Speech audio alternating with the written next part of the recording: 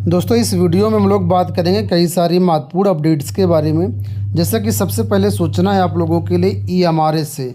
आप लोग जानते होंगे ईएमआरएस के सभी विषयों के सभी पदों के जो रिजल्ट हैं अभी हाल ही में डिक्लेयर किए गए हैं और अब आगे के लिए डीवी होना है तो डीवी कहाँ पर होना है, क्या शेड्यूल रहेगा, किस डेट में होगा, वेन्यू क्या होगा, टाइमिंग क्या होगी, इस सब के बारे में कुल मिलाकर के आज ये देखिए नोटिस जारी की गई है ईएमआरएस की तरफ से। हालांकि कई जगह पर जो डीवी हैं ऑलरेडी स्टार्ट हो चुके हैं। ये नोटिस थोड़ी सी लेट आई है जबकि इस नोटिस को पहले आना चाहिए। एक्चुअल में क्या है कि अलग अलग मतलब लोकेशन के हिसाब से डीवी ऑलरेडी अलग अलग रीजनल जो सेंटर हैं उनकी तरफ से स्टार्ट किए गए हैं और यहाँ पर सूचना आप लोगों को बाद में दी जा रही है। तो आप देखेंगे जो आज नोटिस दी गई है इसमें 1 फरवरी से इंटरव्यू यानी डीवी स्टार्ट है, जबकि 1 फरवरी नहीं आज 6 फरवरी है। तो आप देखिए इसमें सभी पदों का है, चाहे टीचिंग का हो चाहे नॉन टीचिंग का हो। तो देखिए यहाँ नोटिफिकेशन में बताया गया है the schedule for DV in respect of date and venue of the candidates shortlisted through ESSS 2023 as per the schedule. तो यहाँ पर देखिए कुल मिलाकर के 6 इन्होंने स्टेट दिएगा और इन 6 स्टेट में अलग अलग पदों के हिसाब से विषय के अनुरूप यहाँ पर डीवी करवाया जा रहा है। तो अब यहाँ पर आपको देखना पड़ेगा सबका। तो सबसे पहले आंध्र प्रदेश के लिए बोला गया है एनेक्सर 1 देखिए, दिल्ली के लिए एनेक्सर 2 देखिए, मध्य प्रदेश के एनेक्सर 3 देखिए, उड़ीसा के लिए एनेक्सर 4 है, तेलंगाना का एनेक्सर 5 है और उत्तराखंड के लिए एनेक्सर 6 है। तो अभी एनेक्सर क्या है, तो अगर आप इसके नीचे आओगे तो यहाँ पर देखिए आपको देखने को मिलेगा। सबसे पहले यहाँ पर देखिए एनेक्सर 1 लिखा हुआ है और यहाँ पर देखिए सीरियल नंबर लिखा हुआ है, रोल नंबर लिखा हुआ है, पोस्ट लिखी हुई है, डेट ऑफ डीवी लिखा हुआ है और यहाँ पर कंप्लीट एड्रेस लिखा हुआ है जहाँ पर आपका डीवी करवाया जाएगा। तो यहाँ पर देखिए सबसे पहले 1 तारीख को दिया गया यानी 1 फरवरी को टीजीटी तेलुगु का दिया गया है 1 फरवरी, जबकि ये ऑलरेडी 1 फरवरी क्रॉस हो चुकी है। आज 6 फरवरी है और अब ये डीवी का शेड्यूल जारी कर रहे हैं। ठीक है, तो यहाँ पर देखिए टीजीटी तेलुगु का भी है, इसी तरह पीजीटी तेलुगु का यहाँ पर भी है और नीचे आएंगे तो आपको बाकी का मिल जाएगा। तो यहाँ पर आप लोग इसी तरीके से सभी एनेक्सर को आपको चेक करना है यहाँ पर। ठीक है, अभी एनेक्सर 1 ही चल रहा है क्योंकि सीरियल नंबर से यहाँ पर आप पकड़ लेंगे, सीरियल नंबर बढ़ रहा है इसका मतलब एनेक्सर 1 ही चल रहा है। अब जो एनेक्सर 2 शुरू होगा तो सीरियल नंबर इसका फिर से चेंज हो जाएगा। मैं अभी आपको दिखा रहा हूँ एनेक्सर 2। ठीक है, तो यहाँ पर देखिए पूरा अभी एनेक्सर 1 चल रहा है। अब यहाँ पर देखिए एनेक्सर 2 आपका स्टार्ट हो रहा है। पेज नंबर कौन सा है, पेज नंबर 34 से। यहाँ पर देखिए हॉस्टल वार्डन फीमेल का है, 13 फरवरी से स्टार्ट हो रहा है और ये आपका दिल्ली में पड़ रहा है, NTRI दिल्ली। अब यहाँ पर देखिए फिर सीरियल नंबर चलेगा आपका पूरा ये। इसके बाद यहाँ पर देखिए ये आपका एनेक्सर 3 में यहाँ पर पीजीटी संस्कृत का जो कि 12 फरवरी से 16 फरवरी के बीच डेट दी गई है।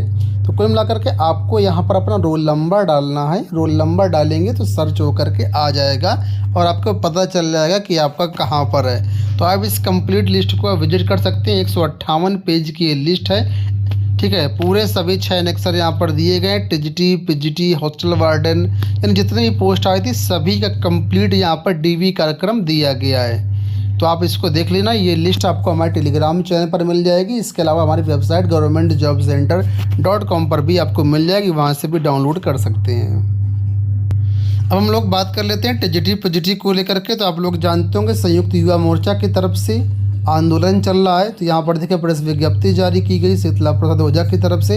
अभी पूरा आपको जो है डेमो स्थल मतलब धरना स्थल से जो वहाँ का वीडियो भी आपको इसी वीडियो में दिखाएंगे कंप्लीट। तो देखिएगा आप पूरा वीडियो। ठीक है, देखिए लिखा टीजीटी पीजीटी विज्ञापन वर्ष 2022 की परीक्षा एवं नई शिक्षा सेवा चयन आयोग के गठन को लेकर के एवं सीट वृद्धि को लेकर के माध्यमिक शिक्षा मंत्री गुलाब देवी जी का लगभग 2 वर्ष हो गए हैं मंत्री बने हुए, लेकिन अभी तक उनका कोई बयान सामने नहीं आया है। माध्यमिक विद्यालयों की स्थिति बहुत दयनीय है। उत्तर प्रदेश में 13,19,000 प्रतियोगी छात्रों ने टीजीटी पीजीटी में आवेदन किया है। इन प्रतियोगी छात्रों के बारे में माध्यमिक शिक्षा मंत्री गुलाब देवी जी का बयान आने से बयान न आने से प्रतियोगी छात्रों में आक्रोश है।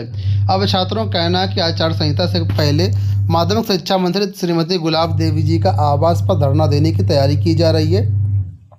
एलटीजीआईसी प्रवक्ता के समकक्ष वार्ता विज्ञापन को लेकर के इनका कहना है कि माध्यमिक शिक्षा मंत्री जी से फ़ोन पर भी और पर्सनल मिल करके भी अवगत करवाया गया, लेकिन उस मामले पर भी कोई कार्रवाई अब तक नहीं हुई है। ऐसे में छात्र आक्रोशित हैं। लगभग 6 साल से ये विवाद बना हुआ है। हालांकि 6 साल मुझे लगता है बहुत ज़्यादा हो गया। 6 साल का मतलब ये है कि जब LT ग्रेड का पिछला विज्ञापन आया था तब से यहाँ पर बात लिखी है।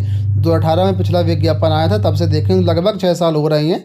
लेकिन एक्चुअल में ये विवाद एक पिछले 2 साल से ही आया है और उससे पहले भर्ती ही नहीं थी। तो जब भर्ती ही सामने निकल के आई तो विवाद भी सामने आ गया है। लगातार इसमें आश्वासन मिल रहा है कि ये विवाद समाप्त हो जाएगा, जल्दी समाप्त हो जाएगा, लेकिन अभी तक विवाद सॉल्व नहीं हो पा रहा है। अगर इसी तरीके से आप देखेंगे तो TGT में लगभग 25,000 पद खाली हैं, जिस पर माध्यमिक शिक्षा मंत्री श्रीमती गुलाब देवी जी ने विधानसभा में बयान दिया था।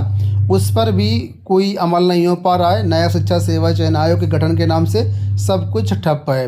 वर्तमान में लगभग 25 लाख से ज़्यादा बीएड बेरोजगार हैं और TGT ही मात्र ऑप्शन हो, लेकिन उसके बाद भी सरकार इन पर सुन नहीं रही है। आचार संहिता से पहले अध्यक्ष और 12 सदस्य जो नए शिक्षा सेवा चयन आयोग में आने हैं उनकी नियुक्ति होना जरूरी है। अन्यथा की स्थिति में कहा गया कि हम बीजेपी को बिल्कुल भी वोट नहीं देंगे। इसके अलावा चयन बोर्ड की जो धारा 18 था, धारा 21 था, धारा 12 था, उसको समाप्त किया गया। इसको भी जोड़ने की मांग यहाँ पर की गई है। अन्यथा की स्थिति में लोकसभा चुनाव में खामियाजा भुगतने का भी यहाँ पर मतलब अल्टीमेटम दिया गया है।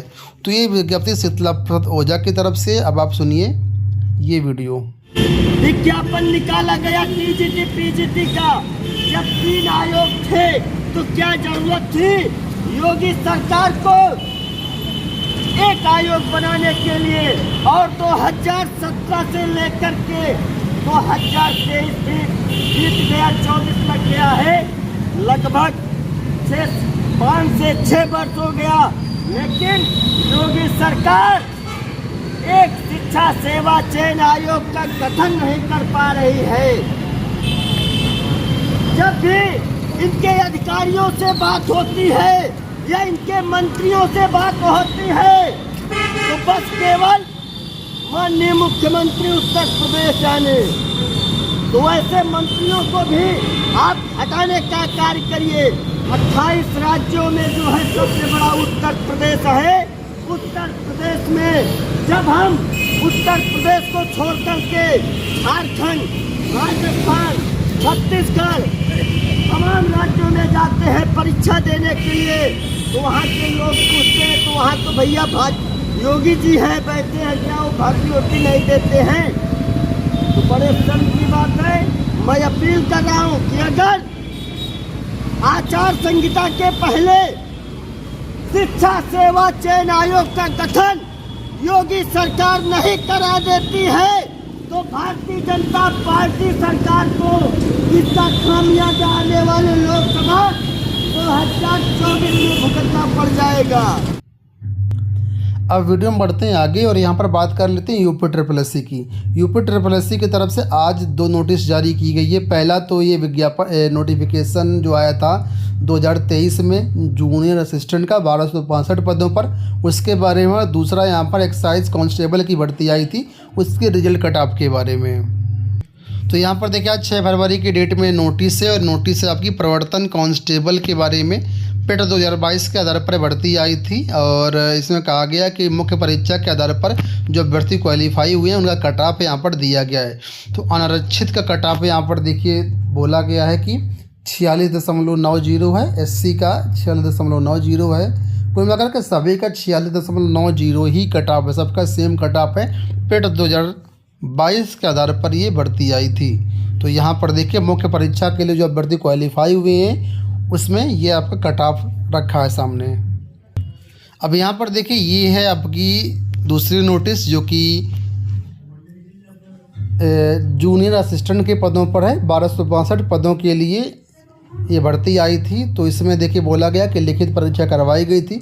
लिखित परीक्षा के स्कोर के आधार पर जो अभ्यर्थी टाइपिंग परीक्षा के लिए क्वालिफाई किए गए उनका कट ऑफ यहाँ पर दिया गया है। अनारक्षित कट ऑफ है 48.25 और सेम कट ऑफ यहाँ पर EWS का और सेम कट ऑफ यहाँ पर आई थिंक है OBC का, क्योंकि थोड़ा सा क्लियर नहीं दिख रहा है। 48.25 ही समझ में आ रहा है, बाकी आप देख लेना, हो सकता है मुझे कम समझ में आ रहा, आप भी देख सकते हैं।